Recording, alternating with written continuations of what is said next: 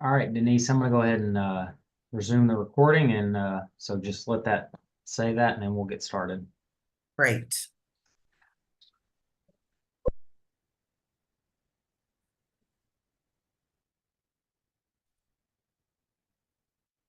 All right.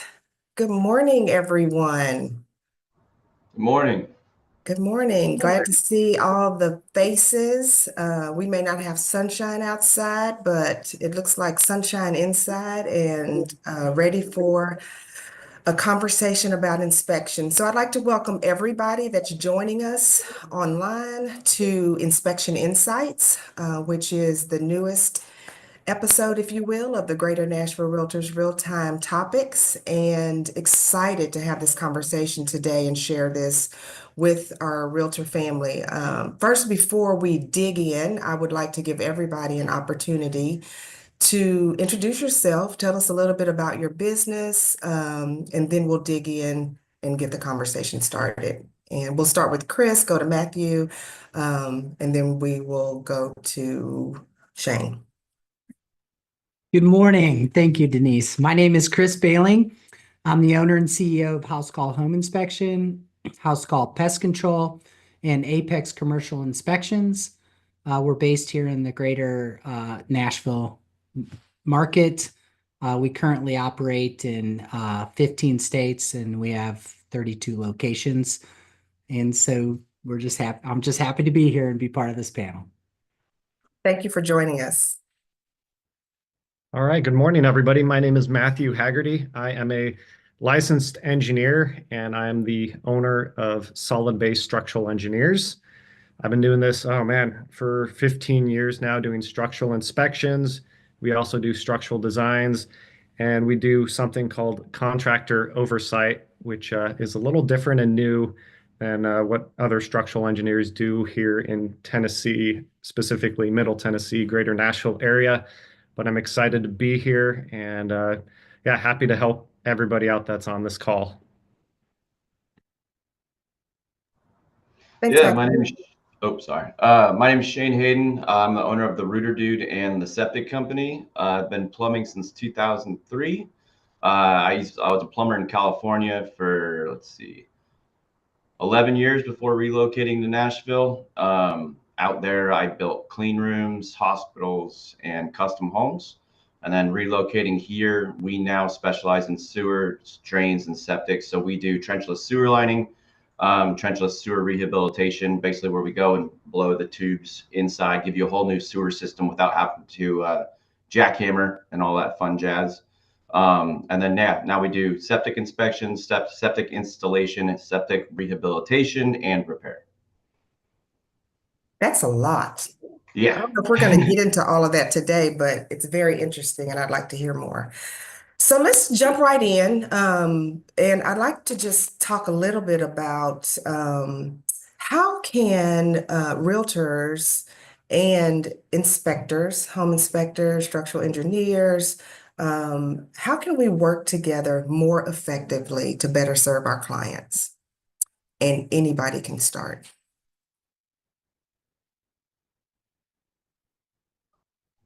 Maybe I should call somebody. There you go, Shane. Go ahead. So what we really specialize in is looking at the internals of their sewer and drain system all the way out to their septic system at the time of purchase. One thing that we have noticed is that there are a lot of undisclosed septic tanks, primarily in East Nashville. And I cannot tell you how many times that we have been out on a drain cleaning call or on a septic or a sewer inspection, and somebody's like, oh yeah, we're on city sewer, here's our sewer bill, and we'll go out, and next thing you know, we pop our camera in and we end up in a septic tank in their backyard. And if city sewer is available, they will not issue you a rehabilitation, repair, or replacement permit. You must connect to city sewer, and that can get extremely expensive. Now you're talking about saw cutting, plating the road, digging down a new tap, a whole new sewer line ran. Sometimes we have to completely reconfigure the drains under the house, because we just had one the other day where there was an easement encroachment on the property line, so we couldn't go into the neighbor's yard. It was a brand new driveway that was poured on one side. So we would have had to saw cut about 100 and something feet out to the city. It was going to be probably close to $50,000 to take them off of septic and put them on the city sewer. Okay, so I'm going to ask a follow-up question just because that's intriguing. So what could have been done on the front end for that new buyer? A sewer inspection. So that's where we would come and from a ground level clean out, or we can access it from a roof vent, or sometimes we would need to pull a toilet. We try to not alter anything in the home as the current homeowner is in there. So we would try not to pull a toilet. We would try to do from under the house a ground level clean out or a roof vent. And then we would do a sewer inspection.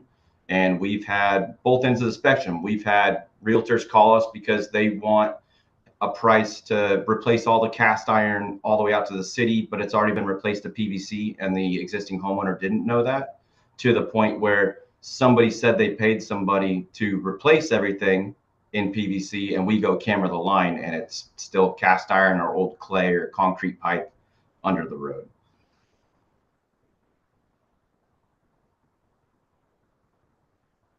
But yeah, we see it all. And yeah, again, in East Nashville, Goodlettsville, a lot in Davidson County, there's a lot of times that we will camera a line that the person thinks that they are on a city sewer tie-in, and they are still on a septic. Yeah, no, I appreciate that, Shane. I've run into issues like that. I'm actually from California originally myself. Oh, nice. Yeah, I've been here for 7 years. It's funny, I moved out here to the east, and then residential construction out here. I joke that I feel like I'm out in the wild, wild west. Yes. And I run into very similar things like you. I tell realtors all the time, the best time to get me in is before, especially, before anything happens, but during the real estate transaction, but especially before contractors get out here. The biggest problem with structural issues out here is you don't need a building permit, and there's no sort of oversight for contractors. Now, I'm not going to throw any structural contractors under the bus, namely 3-letter acronym companies like sorry, did I just do that? Sorry. I can guess. Yeah.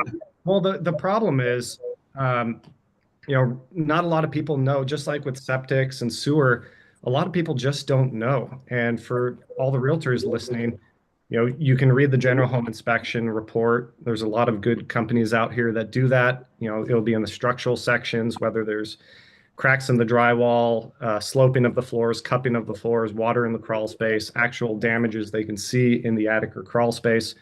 So when you're going through your general home inspection report, those sections are paramount to see if there's structural issues or not. But a lot of people will go straight to these companies, and they're going to get a $35,000, $50,000, $75,000 bill from a company that's really selling you a product rather than fixing the problem, which I run into issues all the time. I'm a structural engineer, but I told people very quickly that I had to learn how to be a drainage expert, because that's what causes the majority of the structural issues.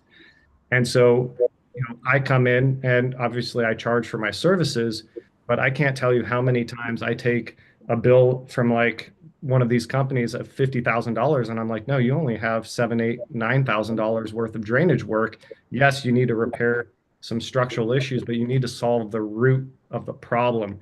And so, getting somebody like Shane out there, someone like myself out there, someone like Chris out there, like, yes, it's going to cost more in inspections while you're doing your due diligence, but you're going to be saving your clients not thousands, but tens of thousands of dollars within the transaction. And I know the sellers like that, the buyers like that. I think at the end of the day, people are just looking for honest answers and an honest transaction. If you don't mind, I'll throw in and add to this. I mean, these are great topics right here. Shane is entirely right. Most buyers don't know that they own that line, the sewer line to the street. Okay. So, and you asked earlier, Denise, about what is one thing that like agents, how can we educate? How can we make that connection? And is there an echo? Does anybody else hear that? Yeah, we got it. We got it. Okay. So the thing is like I would implore all real estate agents, if you've never read the standards of practice on a home inspection, you should probably read that because the state is very clear on what is inspected. And we refer to Matt and Shane all the time. So for example, the client does own that pipe to the street and it's not included on a home inspection. Okay. It's only above ground plumbing. It's visual plumbing only. And then on the side of structural, a lot of agents don't, often like, well, Chris, can your team elaborate on these things? And my point is no, you need to get somebody like Matt in there before you bring a contractor in, because that is where all the clients out there, everybody I know, every sob story, everybody that's ever called me to be like, Chris, what do you think about this quote? What do you think about this from this contractor? I agree with Matt 100% of the time. There is so many inflated things that they don't actually need to solve the problem. And that's why in our inspection reports, we will refer to, someone like Shane or someone like Matt. And the reason we put that in there is because you do need to have a professional look for it. Okay. The salespeople today that come out, they are mostly commission based and their job is to get that bill as high as they can. So. And the other thing that we've noticed out here is the degradation of like cast iron pipe, and the soil out here is pretty acidic. And I don't know why they ever approved a product that rusts to be placed underground back in the day. But cast iron also only has a 50-year life expectancy. So pretty much any house that's after 1975, you should really be getting inspected. And then PVC only has a 25-year life expectancy.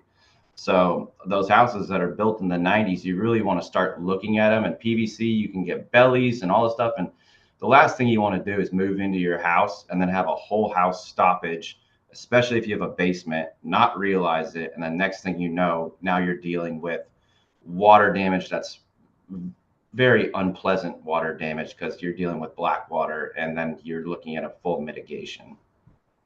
And most home inspection companies like House Call, like we've actually been trained by septic and plumbing people. We actually offer the video pipe solution to our clients. And one of the things is just like Shane was referring to earlier, we don't pull toilets. We're not licensed plumbers, but we will open up the cap. If we have an accessible clean out, we will use our video camera. But we are most home inspection companies, especially in Tennessee, are then referring to someone like Shane, right? And I can't speak to that enough. Like, this is a super popular thing based on what he just said.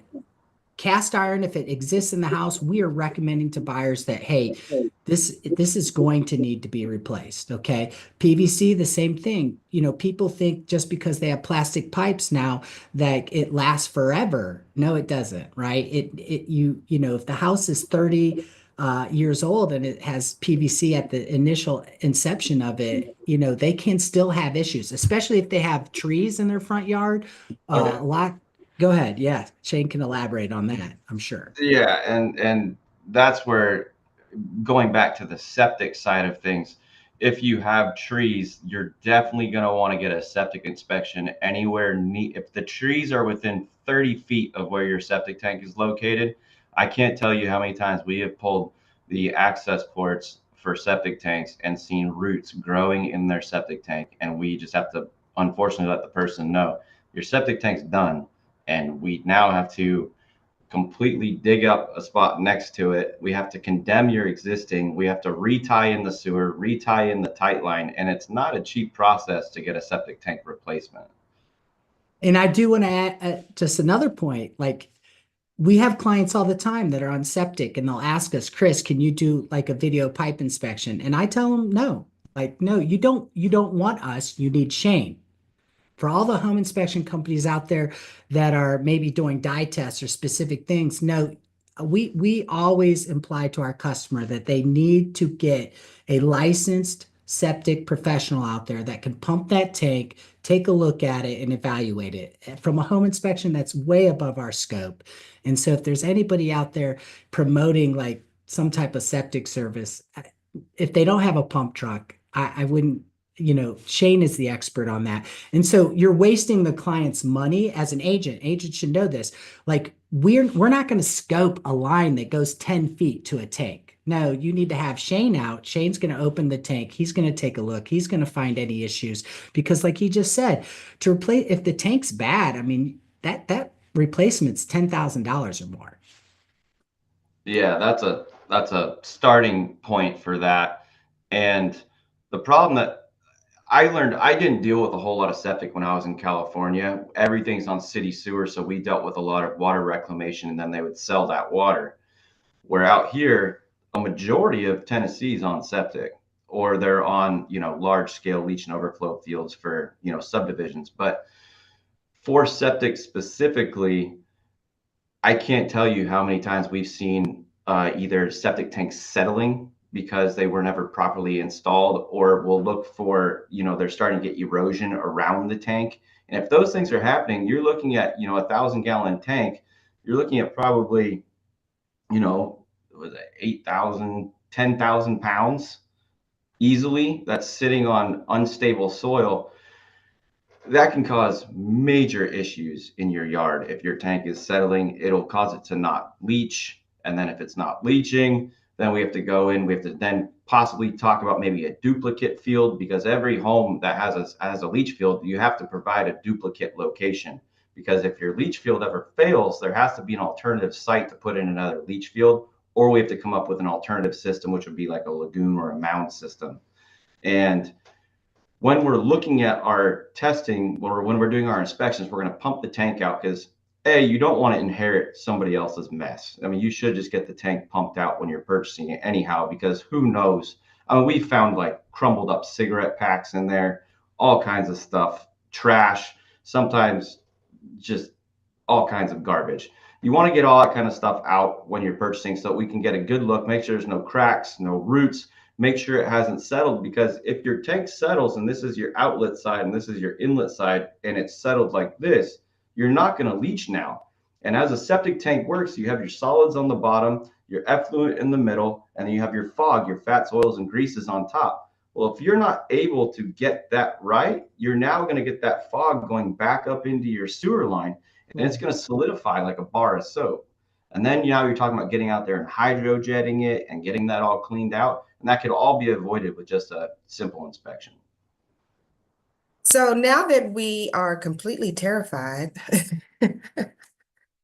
all jokes aside, I'd like to ask this question because a lot of the realtors work with first-time home buyers. So thinking about what you've just talked about, what advice do you give realtors who are working with first-time home buyers and they're overwhelmed by the inspection process and the report themselves? What advice do you give to the agents? Because that's our audience today. I can go first, since usually the home inspection is the first part of that process. I think the number one thing is setting buyers' expectations, okay? And especially when you have new buyers, this is the first time they've gone through this process, right? And so an inspection report with 60 items in it is going to be overwhelming. Now, a lot of the inspection companies out there today, House Call and specifically, we color code the report. We try to use relatable topics to them. I often talk to new buyers like, you own a car, right? And so everybody owns a car, and if you didn't change the oil in it, right, the car wouldn't drive very long. And so I try to relate to them that the blue items in the report, the maintenance items in the report, are just no different than owning a car. You have to change windshield wipers. You have to change tires. You have to deal with brakes. You have to deal with these things. And those are the maintenance items that you, now that you're purchasing a home, will have to maintain, such as caulking around the house, interior and exterior. And so, but Denise, the key point is here in me, like, the reason you get the inspection isn't for the maintenance items. Obviously, that comes with it. But it's really like, if I could tell you tomorrow that your transmission's going out on your car, everybody would like to know that, right? And so the inspection, the orange items, the red items, those more critical things that we help the realtor and the first-time buyer dial down to. That's what they need to know. And so that's how we present it to them. What about you, Matthew? Yeah, no, I would agree with Chris right off the bat. I always tell realtors and home buyers that Chris is the general practitioner. You are going to go see your doctor first and get an overall checkup. And then once he starts noticing things, he'll direct you to a specialist. So I like to say people like Chris are the general practitioner, and I'm like the cardiologist. I like jokes, so I guess Shane, you're the proctologist probably. But but yeah, and so take it one level at a time. Don't inundate your home buyers because you might be making a big deal out of nothing. So get that general home inspection done first, then go through it. Like Chris said, I love how he does that. You know, if it's a orange or yellow or red item, then be like, okay, these are going to be issues that we're going to have to address, and then you get the specialists in. And then once you have all the information together, what's the important thing? Well, how much is this going to cost? And people that have been in this business long enough, like myself, like Shane, well, Shane actually does the work, so he can give you bids. But people like Chris and I can also refer you to contractors that we trust, that are licensed, insured, that have a good proven track record. And one service that I offer that I don't know any other structural guys offer this, we call it contractor oversight. So I will have you get 2-3 bids from contractors that I know do good work and I respect, and then I will review their bids for you, like we were talking about earlier, making sure there's no junk in there, make sure there's no extra charges, make sure they're not overcharging you for these services. So I also go through the bids with home buyers, realtors, to make sure that whatever I design, whatever I say needs to be repaired, not only am I designing it and saying it needs to be done this way, but they're bidding it that way as well. So now you can go to the negotiation table, and however it comes out, it's going to come out as a win-win situation for everybody. Matthew, that was a great segue. We have a question in the chat, and I'd like to go ahead and ask that question. And they ask, oftentimes what happens is we go to the contractor before we go to the inspector. What advice, or how can we kind of clear that up today on the path, the better path, I guess? Yeah, just there's good and bad expenses, and with inspections, getting your general home inspection and then getting additional inspections. I would say if someone's giving you a free bid or a free estimate or a free inspection, like turn the other way and don't walk away, run away, because you're going to spend a little bit more up front, and let your, like Chris had mentioned before, set those expectations, right? There are going to be good fees that you're going to spend, but you're going to get good information. Get an engineer like me, a contractor, inspector like Shane out there, so that we can give you good information, and then you can go to a contractor and get good bids. And hopefully these inspectors and engineers are actually reviewing those bids with you as well. I can't say that's the norm, but that's what we do. Mhm. Thank you. And- Good question. Well, just to elaborate on that, setting the scope of work. Okay, I cannot tell you how many times people like Matthew and even Shane to a degree can come out and help the buy. Like as an agent, I would like understand what you're reading in the report, ask good questions, because good home inspectors can help you set the scope of work when you go to the contractor. I cannot tell you how many times we found a leaking pipe and we've recommended that it be repaired. And then an agent has come back to us and said, hey, XYZ company came out there and said everything needs to be replaced, right?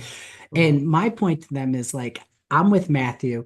Go get 2 more bids and set your scope of work. Like realistically, I had this happen on my own home. We had a leak, and after the estimator went in there, who I thought was going to do the work, he came out and quoted us $6,000, and I thought it was a $500 repair.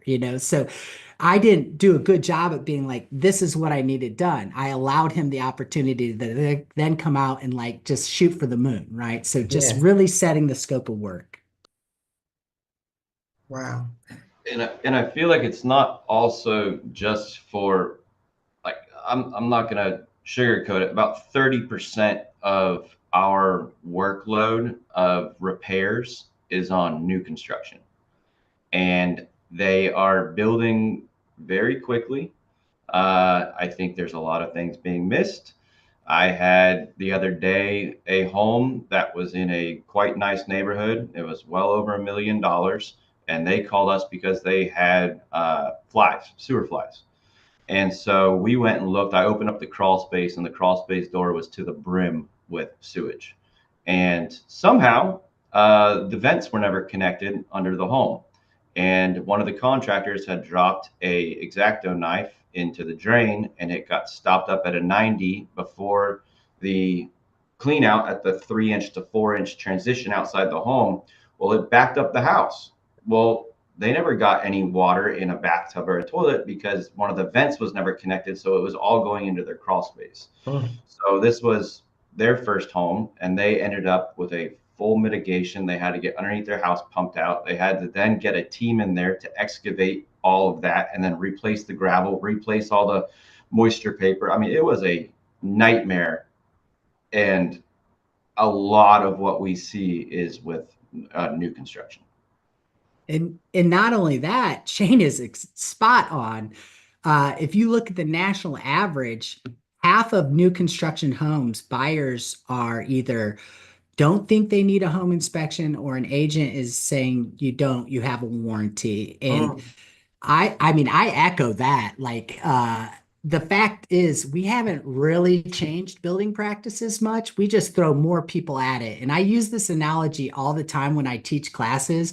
Like, hey, when my son is at the house, he's 11 and he has 2 or 3 friends over, like, it's very manageable for me and my wife. But the moment we invite the baseball team over, right, it's like herding cats.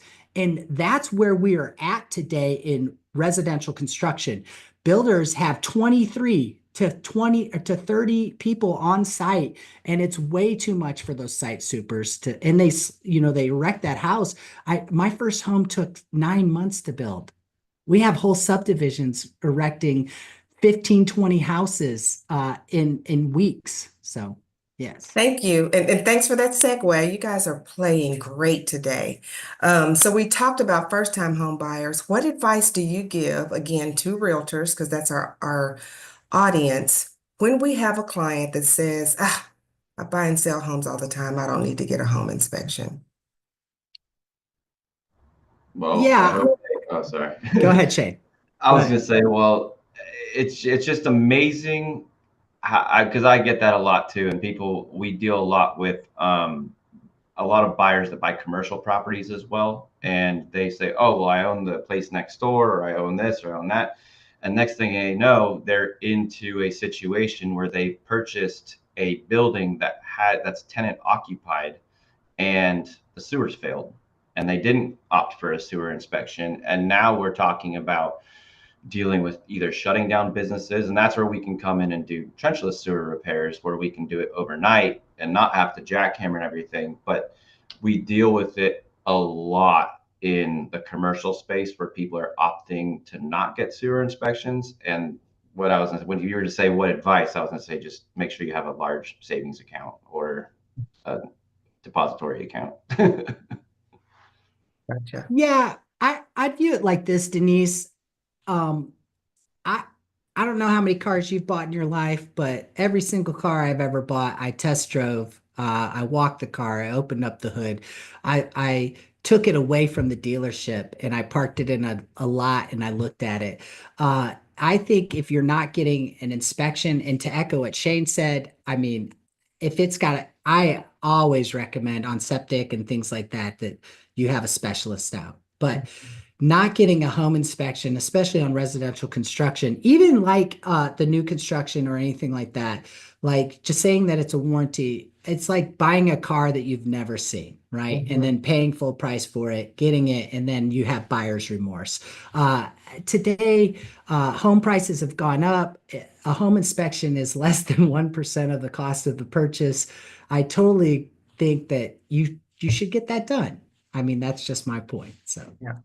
Yeah, it's become my calling card, but I always like to say I treat every project, I treat every house like it's my mother's house. And so if you go into every deal that way, like if this was my mother's house, how would I treat it? That does everything for me. Mhm. You're a good son, Matthew. We have a follow-up question from the one before that said, why do most realtors refer to the contractor instead of inspectors first? And the follow-up question slash response says, it sounds like it might be a bad idea to let a contractor slash estimator set the scope of work, followed by another contractor sales agent reinforcing that or finding something else. So in the end, how do you set the scope of work? And then they want to know, what does it cost to have Matthew supervise the contractor? Well, no, I appreciate you saying that. You know, our reports are going to cover the scope of work. If it's more complicated, we also offer design services because sometimes in an inspection you can't get a design done. And so, you know, getting someone like us out there, getting that report, getting that design done, and now you can start collecting bids from contractors. And so I don't think any other structural guys around here do this. They go in, they do their report or their design, and then they never want to be heard of again. It's a big problem in the engineering world. But my background, I've been in construction for most of my career. I have my general contractor's license here in Tennessee. I've built houses, I've flipped houses in my career for a long time. I don't do that anymore. I just do the engineering side of it. But I know what these companies install. I know that if you have cracks in your house, you do not necessarily need to underpin. You know, underpinning is about $1,500 per thing. And out here, oh man, they make so much money off of that stuff. And I can count on one hand. I do about 500 inspections just myself a year. I can count on one hand how many times I recommend peers. And you go to one of these companies and they will give you a $35,000, $50,000 bid with underpinning peers everywhere. And I've seen structural guys signing up and saying, I don't want any liability, just like the city, right? Or the county. I don't want any liability. Of course, peers are going to work, but is that going to work? Like we go back to what's the reality here? And so you know, we come in, we do our inspections, we do our design, but we hold the realtor and the homeowner, buyer, seller, doesn't matter. We hold their hand until the project is done. So that's looking at bids, scrubbing those bids, making sure that they're not overpriced. And we also offer construction services. Now, we're not going to run the project, but we're going to oversee it to make sure, you know, that the drainage is installed properly, that the beams are installed properly and supported properly. And then at the end, we sign off on it. I have my stamp, my letter, everything that signs off the work. Because another issue we run into, I said this earlier, building departments around here for drainage work and for structural work, there are no permits. So you can do whatever you want. The contractor could be the nicest guy in the world. And trust me, contractors come off very nice, but that doesn't mean they do good work. And so I'm going to be working for y'all. I'm going to be working for the homeowner and making sure you get good contractors in, but also making sure they're actually doing what they're supposed to do. And but we even know with building departments, like all this new construction, building departments are supposed to check the work, yet all these issues keep arising. And so it's unfortunate, but you have to get engineers involved. You have to get inspectors involved. And, you know, we also do new construction inspections for foundations, framing, insulation, all of that stuff as well. And if your buyer's buying a new house and they've, you know, done that early purchase and they're going through the construction of that home, it is important not to just trust that the city or the county is going to inspect things properly, but that an engineer or an inspector that knows what they're looking at, that has no skin in the game other than their fee to do what they do every day. That's what you need. And I'll add to that. If I had a nickel for every time a contractor came out and said, your home inspector missed this, one of the things I would tell agents to do, because this does not happen, when we refer out, because not 99.9% of the time, the reason the contractor is out there is because the home inspection report directed the client and the agent to seek further evaluation. I know a lot of agents forget to show the contractor that section of the report. Okay. So the contractor just goes out and he does what he does. And when he comes out of the crawl space or he comes out of wherever he's at, he has a litany of things. And the first thing that if I had a nickel for every time this happens, the first thing out of his mouth to set the tone to the client is, your home inspector missed this, right? But my point is, the client will call us, and the first thing I do is say, well, that's on page 36.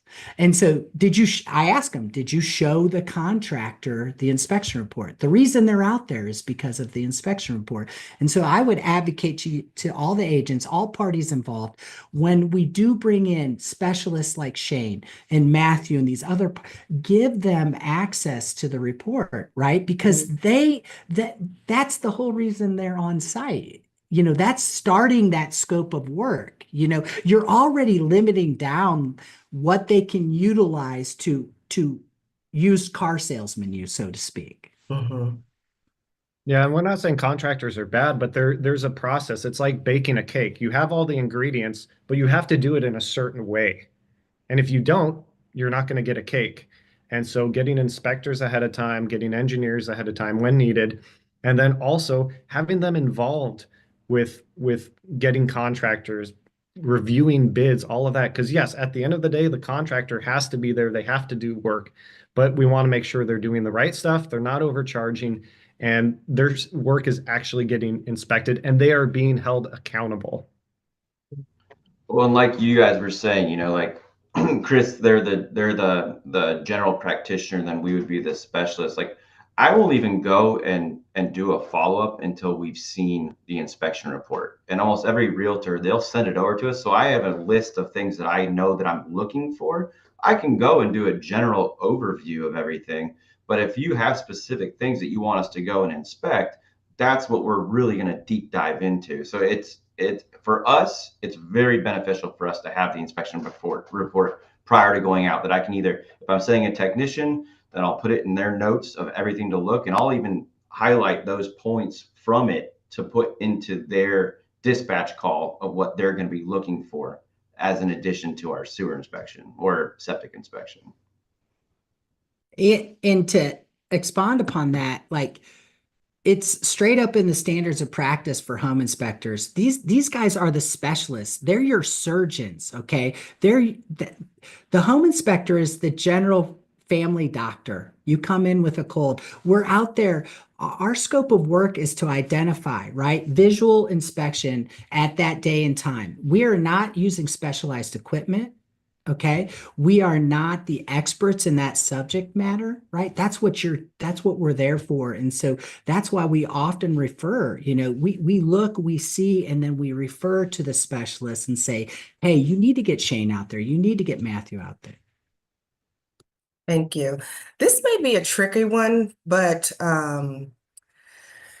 oftentimes, so you're working for the buyer, and the buyer has contracted to get information based on your inspections and contracting services, but you also have a seller on the other side who's getting pretty nervous, like, what is all of this? What's going on? But you work for the buyer. How do you navigate that so that we can get through the inspection process and get the information, the buyer, the information that they need? How do you navigate the selling side? Or do you approach that? It's taking something that, at least in my experience with structural stuff and drainage stuff, it's taking a problem and an issue that people can't normally wrap their heads around. It's very nebulous to them, and it's just putting it in very simple terms. And engineers, unfortunately, are notorious at making a complicated issue even more complicated, whereas I've been doing this long enough, I've talked to enough clients, and I tell people, I don't care if I'm working for the seller or the buyer, you are going to get a very black and white report that is going to say the same exact thing, and I'm going to say it in a way that's very easy to understand. And then we just need to get numbers to it, get a good scope together, and get good pricing. And to that, what we do a lot of times is we come into it neutral, right? We're here to look at your plumbing, and that is our only thing that we're looking at. And we will have basically how they do red, yellow, orange, blue. We'll do, okay, this really needs to get done. And a lot of times, like what we just did last week, these people had cracked cast iron underneath their house. There was huge offsets. Some of the pipes were back pitched. Well, instead of it being a huge, oh, well, we want money taken off, we said, look, we'll fix it and then we'll get paid out of the escrow account, which we do quite a bit too, where we just did the work. That way, everybody, it's very transparent.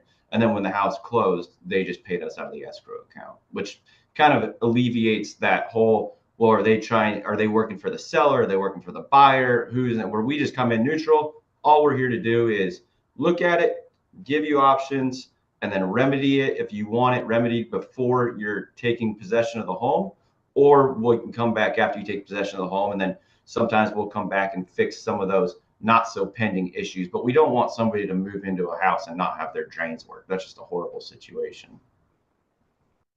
Yeah, essentially, there's things you can do now, there's things you can do later. I always like to say you can do the Cadillac, the Chevy, or the Hyundai, and just give people options.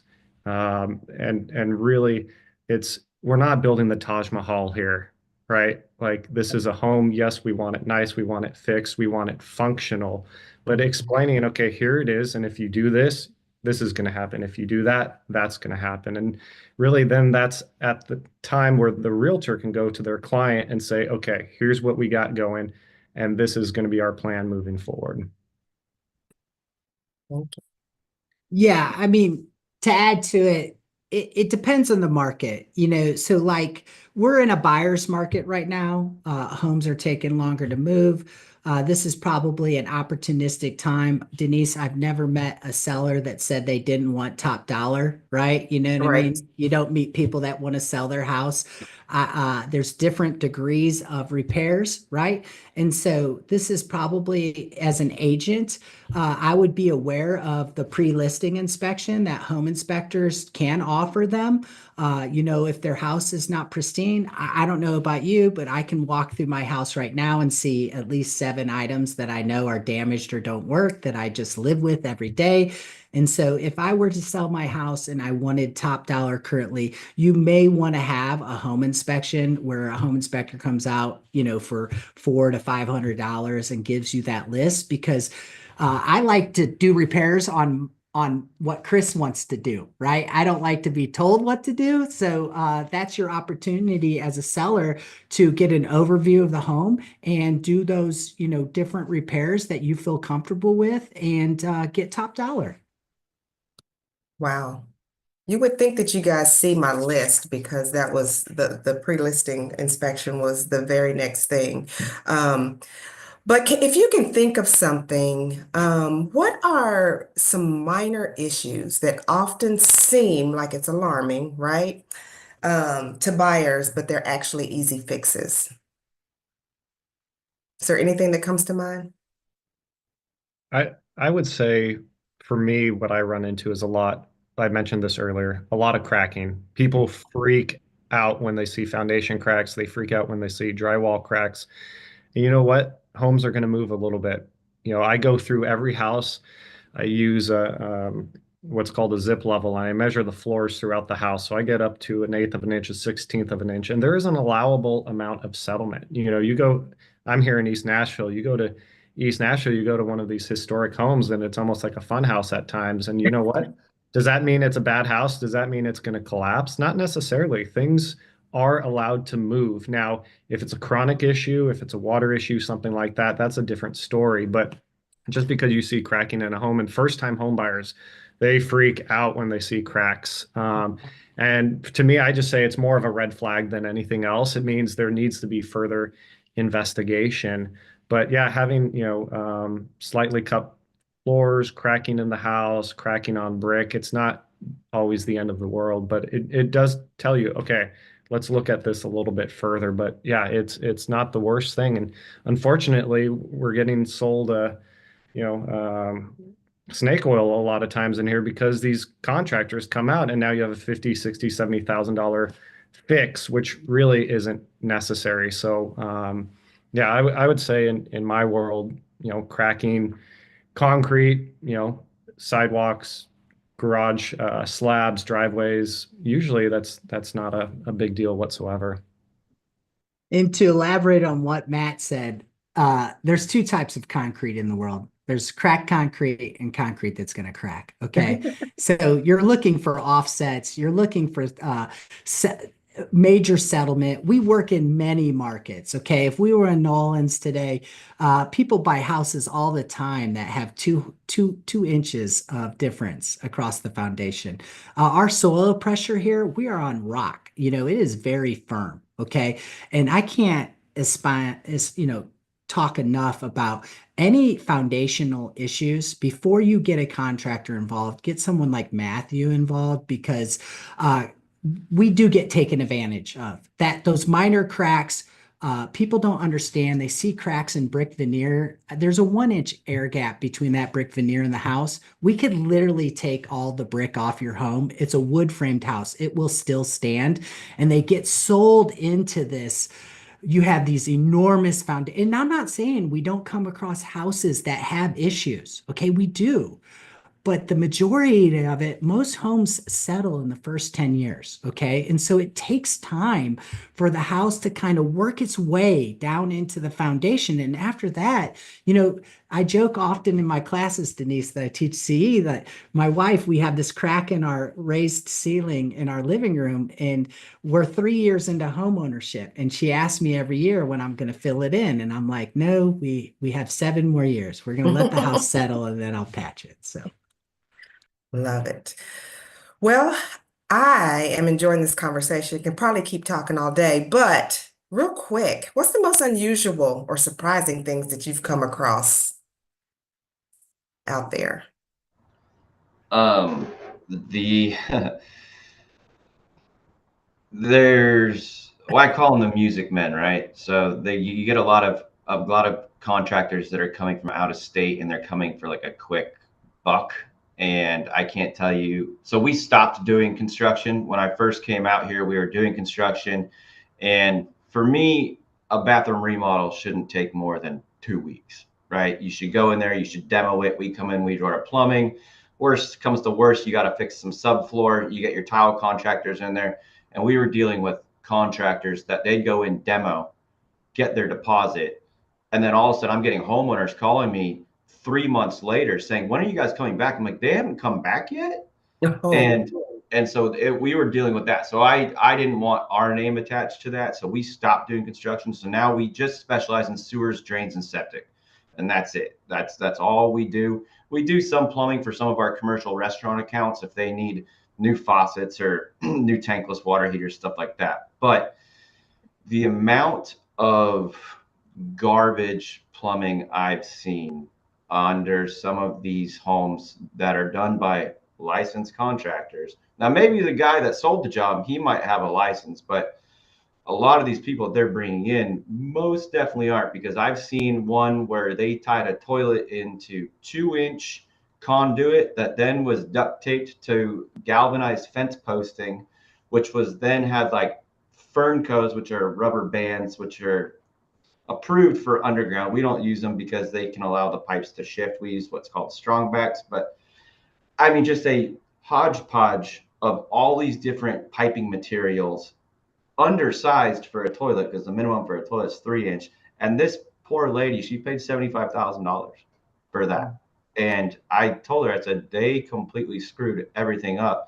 And then when they blocked it all, they made it all inaccessible. So we literally had to core a hole under her home just so that we can get a camera in there to see, oh, yeah, that's not going to work. This all has to get redone.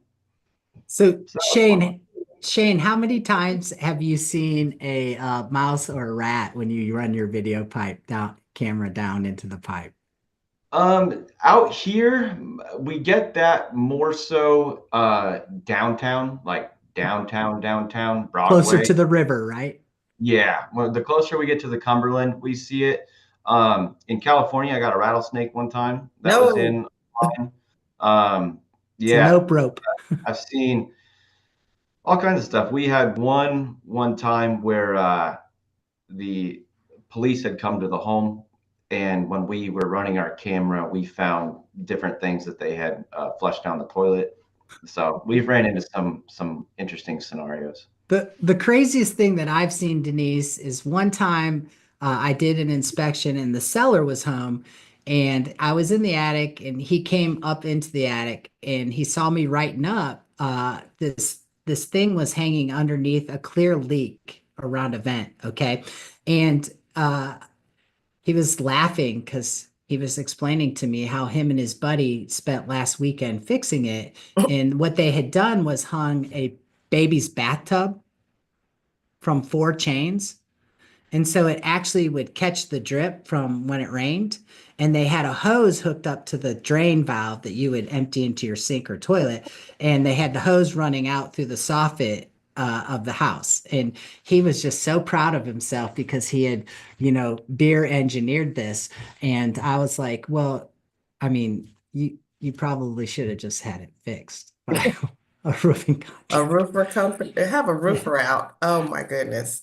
That's what I was looking for, that craziness that's out there. It happens. The DIY guys are crazy. Like I just real quick, I inspect a lot of retaining walls, and retaining walls unfortunately don't get designed properly or built properly out here. So I do a lot of retaining wall rehabs, which it's crazy what I see. But I saw a DIY guy in his basement. He had a huge bulge in it, and those Band-Aids that people put on their vehicles to show that their bumper it has a Band-Aid on it and Yeah.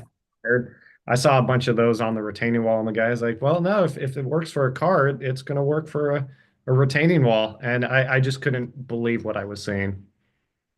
Yeah. Another one that I was thinking of that we see a lot is Flex Seal, and Flex Seal is not an approved plumbing repair method. Lots of duct tape, and I can't tell you how many times that we'll show up to do a video inspection and we'll go underneath their home, and I can't tell you how many. So one that we did about 3 weeks ago, there must have been 15 different drain cleaning apparatus that they had hooked up, and they're like, oh, we've never had any drain issues. I'm like, you guys have sewer rods, sewer cables, you guys have blow bags, you have all these different drain cleaning type items all at the base. And then they had taken a hammer and broke out the back of the clean out cap because they couldn't get it off, and then they taped over that. Oh boy. So, You yeah, mean Flex Seal doesn't fix things? It can put a boat back together, Shane. you can float a boat with it. I I saw the see- commercial myself. I see it on roofs all the time. Like they get a leak in around a penetration in the roof and I go up there and rather than fix it, they paint it with Flex Seal like it's going to hold up to the sun's UV. It's amazing. It's amazing. Thank you for the lightheartedness at the end. I appreciate that so much. I want to first just thank all of you for sharing your insights today. This has been, I think, a very valuable conversation, and we appreciate your sharing your knowledge with the group. Before we wrap up, if agents have further questions after today, what's the best way to reach out to you? I'd say to reach out to me, our website, solidbasestructural.com. On there, you'll find our office number. We also have a form online that you can fill out to request an appointment. And then you can also get a hold of me directly through the office number as well. Thanks, Matthew. And for us, it is yourinspectorteam.com. We answer our phones 7 days a week. So we're always there for you. Love it. And then for us, we are www.therouterdude.com. And then from there, you can get redirected to our septic company page. We are a 24/7 emergency drain service and pumping service. We are always available, but our traditional business hours are 7 to 4, Monday through Friday. But we will work on the weekends if need be, but there are extra fees applied for that. Great. We don't have any further questions. I just checked. Any last minute things that you would say to a real estate agent that you'd like to add? Anything we missed? I would say, yeah, like we just talked about. I know I'm being dead horse here, but like just do your due diligence. know, that we have a contingency period for a reason. If you need to push it back, that's one thing. I know, you know, you get someone like Chris involved, and then he's like, okay, you've got, you know, A, B, C, X, Y, Z, you need to get these specialists out. And then the realtor is freaking out, like, I have 3 days left in my inspection contingency period. So, you know, having the right people that you can go to. You know, we pride ourselves on, you know, we're able to get out there next day if need be, which most structural people can't say they can do. Most of them are 2-3 weeks out. But, you know, make sure you're doing this, you know, giving yourself enough time, and you have to push those contingencies. People don't like doing that, but sometimes it's necessary. Don't feel like you need to make a rushed decision, because this isn't, you're not buying a used car. You're buying a home. This is going to be where your clients live. And like Matthew, at House Call, we work 7 days a week. We have a 24-hour booking guarantee. I would advocate what he just said. Make sure you are trying to get that inspection scheduled as quickly as possible in your window. That gives you the most amount of time to deal with those issues with your client, and then they can make good decisions. Right. And I would say as well, because I can't tell you how many times that on a Friday at 6 o'clock, I get a text message or an email saying, we have a house closing Monday at noon. Can you get a video sewer inspection? I'm like, I can, but it's going to be a little bit more. And I also don't want to rush the process. I mean, our sewer cameras range from $12,000 to $25,000, and we don't want to rush our process and risk damaging our equipment. And we want to be able to take our time to be able to give you the most accurate report of to how everything is. And the slower that we can pull our camera back out, the more we can inspect the pipe. So if we have an allotted 2-hour window or so that we can be there and really do our due diligence to look at everything, because we don't want to miss a crack in the pipe or something like that because we're trying to rush something because we have 3 hours till the house closes. Well, thank you, all three of you again. We're going to put your information in the chat so that everyone watching will have that. And we just appreciate everybody that joined us for this edition of Real-Time Topics Inspection Insights. You all may be busy here coming up soon, and we appreciate your time. Have a good day. Thank you very much. Thank you. Thank you.